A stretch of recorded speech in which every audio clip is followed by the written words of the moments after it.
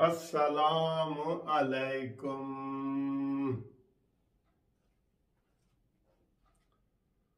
दोस्तों क्या हाल है? खैरियत है? ठीक ठाक है? ये उड़ी उड़ी सी रंगत, ये खुले खुले से गैसू, तेरी सुबह कह रही है तेरे रात का फसाना। दोबारा सुनो। ये उड़ी उड़ी सी रंगत, ये खुले खुले से गैसू, तेरी सुबह कह रही है तेरे रात का फसाना।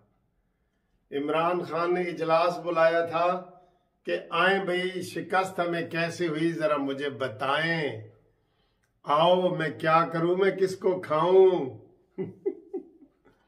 और सारी तकरीर कर दी उसने नवाज शरीफ के ऊपर, क्योंकि उसको नींद नहीं ना आ रही। अच्छा, जो उसने बातें की है ना, आप वो देखें उसने कौन सी बातें की हैं। उसने बातें की हैं कि नवाज शरीफ को लाने के लिए रास्ते निकाले जा रहे हैं। पहली बात उसने ये की है। ये कौन रास्ते निकाल रहा है? बताएं ना जरा, ये रास्ते कौन निकाल रहा है? अभी तो सोशल मीडिया पे बातें हो रही हैं, ये हम वीलॉग बना रहे हैं, कल उन्होंने कहा जी कि मैं आ रहा हूं। अभी कोई रास्ता हुकूमत में निकालने के लिए तो कोई नहीं ना कोई अदम एतमाद आया है, ना कुछ हुआ है। तो ये आखा धीनू ते समझावा नो। इमरान का इशारा है कि जनाब नवाज शरीफ को लाने के लिए रास्ते निकाले जा रहे हैं। ये इशारा एस्टेब्लिशमेंट की तरफ। मैं तो सीधा कह देता होता हूं, बिल्कुल हम नहीं कह रहे, हम तो ये चाहते ही नहीं है कि एस्टेब्लिशमेंट दोबारा आए, हम तो नहीं चाहते।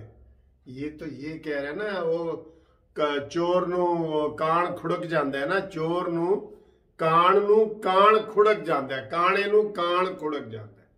ये मुहावरा है, पता नहीं इसका क्या मतलब है। आप बता देते हैं, आपकी मेहरबानी। अच्छा, फिर उसने कहा है कि नवाज शरीफ की सजाएं खत्म की जा रही हैं। ओ भाई, ये तुझे किसने कह दिए है मिस्टर मानी? नवाज शरीफ की सजाएं खत्म? भाई अभी तो उसकी अपील लगी नहीं है, कोई दरखास्त नहीं आ रही, तो तेरी नींदें ऐसे ही उड़ गई हैं, बिल्कुल ही नींदें उड़ गई हैं इमरान खान की। और फिर उसने कहा जी कि सारे कैदियों को, चोरों को जेलों से निकाल दो अगर नवाज शरीफ आ रहा है तो। ये किसने कहा है भाई? सर जी, ये 12 नंबर वैगन पहले एक जाती होती थी पागल खाने की तरफ, यकीन करें। तो हमारे साथ कोई लड़ाई करता, यूनिवर्सिटी में हम पढ़ते थे ना, लॉ कॉलेज में, कोई लड़ाई करता है, कुछ करता है, हम कहते हैं यार 12 नंबर वैगन से बिठाओ। अभी कुछ भी नहीं हुआ तो आप कह रहे हैं कि जनाब सारे कैदियों को छोड़ दो, सारे चोरों को छोड़ दो, और नवाज शरीफ आ रहे हैं, बड़े चोर हैं, तो उसको सारे छोटे चोरों को भी फिर छोड़ दो। तो फिर तुझे इस दफा तो तेरी टीम ने अंदर जाना है ना, इस दफा तो तेरी टीम ने अंदर जाना है। तो अब तेरी बारी है, तो तुम कहते हो जेलें खोल दो भाई, जेलें खोल दो। ये सारी उसकी जो नींदें हराम हुई है ना, उसको समझ नहीं आ रही कि यार मैं जिस मौलाना को बुरे बुरे अलकाबात देता था, जिसको डीजल देता था, उसने तो जनाब उसको ऐसा रगड़ा है कि उसको समझ नहीं आ रही कि जब मौलाना साहब से वो हार गया तो नून का कैसे मुकाबला करेगा भाई। मौलाना फजल रहमान साहब असेंबली में तीसरी या चौथी बड़ी जमात है ना, तो नून लीग तो पहली बड़ी जमात है। तो जब मौलाना से वो हार गया तो वो उसको समझ नहीं आ रही।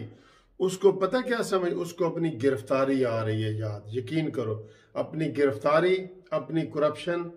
सर जी, ये इतना लूट के कसम खुदा की पाकिस्तान को खा गए हैं कि इतने हम कर्जे ले रहे हैं, तो कोई प्रोजेक्ट नहीं लग रहा, तो पैसे नहीं है हमारे पास। आज अजाज सादिक ने क्या कहा है थोड़ी देर पहले कि उस वक्त से डरो जब फौज को भी तनख्वाह देने के पैसे नहीं होंगे हमारे पास।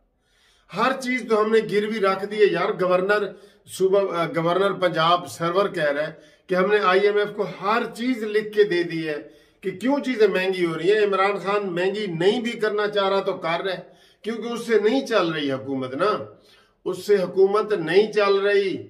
भाई मैं जो इधर 100 रुपया कमा के लाऊं तो मेरे बच्चे उसी वक्त खर्च कर देंगे, तो मैं बिजली का बिल कैसे दूंगा, मैं अपना खाना पीने की चीजें कैसे लाऊंगा, मैं क्या करूंगा, मैं कर्जे लूंगा, मैं ये हिसाब हो रहा है। इसके अपने ये मुराद सईद ने 118 अरब रुपए का घपला,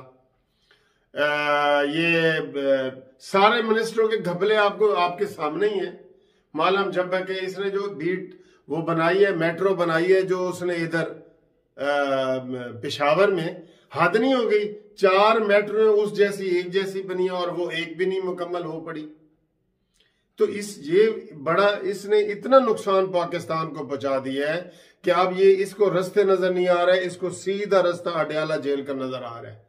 तो जब अडयाला जेल का नजर आएगा ना तो ये फिर ऐसे भौंतर गया, पंजाबी में कहते हैं ना भौंतर गया, या अरबी में सुना दूं आपको एक आयत का, वो सुना दूं, फबोहितल्लज़ी कुफर।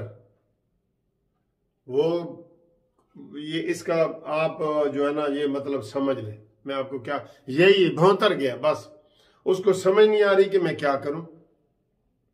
और सारी तकरीर उन्होंने कर दी और उन्होंने अपने चमचे कड़छों को क्या कहा है पता है आपने?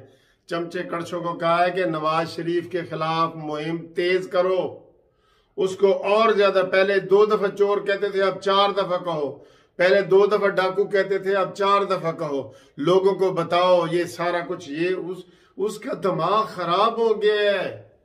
कसम खुदा की उसको 12 नंबर वैगन पे बिठाओ उसको 12 नंबर वैगन पे। अब उसको ये समझ ही नहीं आएगी, हम कहेंगे ना गो न्याजी गो, वो समझेगा कि मुझे कह रहे हैं आ न्याजी आ। भाई 12 नंबर वैगन वाला हिसाब आप याद रखें ना ज़हन में। बहुत बुरे हालात हैं, बहुत बुरे हालात हैं। आप जो अभी जो अयाज सादिक ने जनाब बातें की, अयाज सादिक साहब भी ना, जैसे वो चौधरी निसार साहब प्रेस कॉन्फ्रेंस करते थे ना, 1 घंटे की प्रेस कॉन्फ्रेंस होती थी, तो उसमें पता नहीं लगता था कि यार ये किस मसले पे प्रेस कॉन्फ्रेंस की है, ये क्या कहना चाहता था। मैं अगर बता दूं तो ये हो गया, मैं बता दूंगा तो पहाड़ टूट पड़ेगा, मैं ये किया।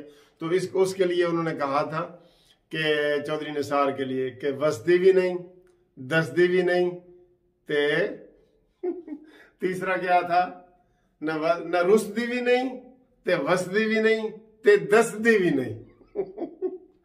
ये भी अयाज सादिक से उसने बड़ा सवाल पूछा है, वो जो जियो वाला शहजाद इकबाल साहब है, कि बताओ अदम एतमाद करना चाहते हो? कहता ना जी हाले मैं नहीं दसदा, तानू आप ही पता चलेगा।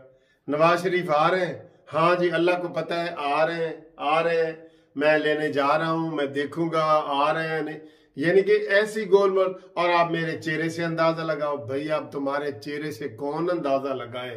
अयाज सादिक भाई तुम्हारे चेहरों से हम कैसे अंदाजा लगाए? कहता मेरा चेहरा कोई रुखा तो नहीं, कोई लटका हुआ तो नहीं।